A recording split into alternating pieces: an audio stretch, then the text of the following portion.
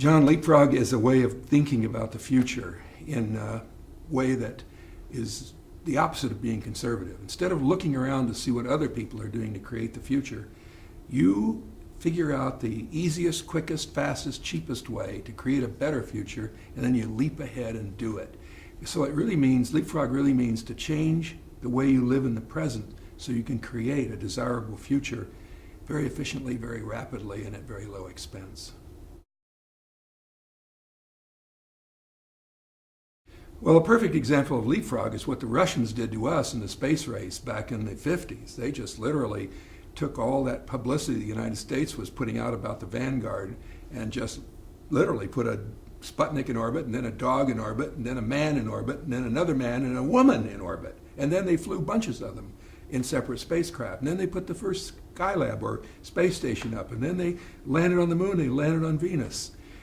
They just leapfrogged the heck out of us, as a Russian was telling me at a cocktail party just the other night, a guy who, by the way, worked at Baikonur Space Launch Station in Siberia.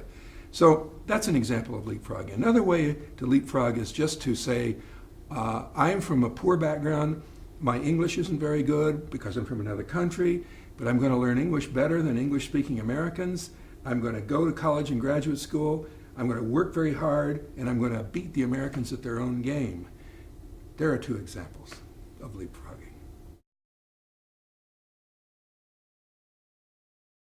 The Leapfrog Institute is a way of embodying organizationally what leapfrogging is about. It's at the University of Minnesota. Leapfrog Institutes is an organization of small size which is designed to create interest in other organizations of smaller or larger size, so that collaboration becomes possible between Leapfrog Institutes and those organizations and the organizations among themselves. So we currently are engaged in work with Destination Imagination. During this course in the spring in May, we'll be down there and we'll be working with 2,000 kids from all over the world on the question, can these kids innovate? How do they innovate?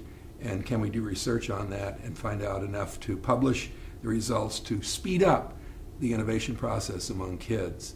So that's one thing. The other thing is we sign up school districts and work with them, with their staffs and their teachers, and hopefully soon with their kids. And the other thing is sort of vague. We're trying to change the culture of Minnesota so that the idea of leapfrogging becomes normal, and at some point, who knows, we may have red and white signs, or red and green signs, better yet, outside communities on the highway saying, Austin, Minnesota, a leapfrog community, that sort of thing. So it's cultural too. Well, one of Minnesota's leapfrog's futures is to get outside the image of Lake Wobegon. I'm a great admirer of the author of the Lake Wobegon idea and his radio shows, but I do think there's an element of derisive thought that can arise from a concept like that when it's applied to an entire state of people. And I think that there are some people outside Minnesota who are very sophisticated and realize this is satire. But they also realize it's critical. It's hostile in a way to what the author is talking about, which really comes down to timid, backward people who wait for other people to take the risks, who are not leapfroggers. That's one thing, to get rid of the Lake Wobegon image or balance it with something else. A second way is to take a really hard look at what our educational institutions are about, how they go about creating innovation, sustainable innovation in particular, in the state. This is a huge one. And finally, I think it's all about what kind of general media support there is for this. When I look at local television and they're talking about an innovation, they usually make fun of it in some manner, as if they assume that people encountering this innovation can't really handle it. So they put artificial humor around it and trivialize it. Whether this is intentional, I don't know, but I think sometimes it is. I would try to help the media avoid that problem. John, you and I have been to a lot of countries talking about leapfrog. You recently returned from Czech Republic.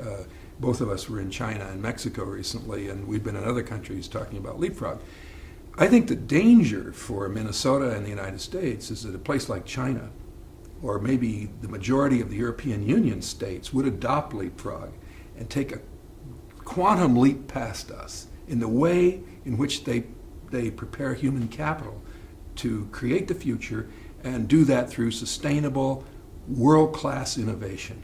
That would just scare the heck out of me, because what they would be doing to make that happen is vastly upgrading their human capital resources. And there's an area where the U.S. is starting to slip. Minnesota is starting to slip. I would really, really not want to see that happen as a person who lives here.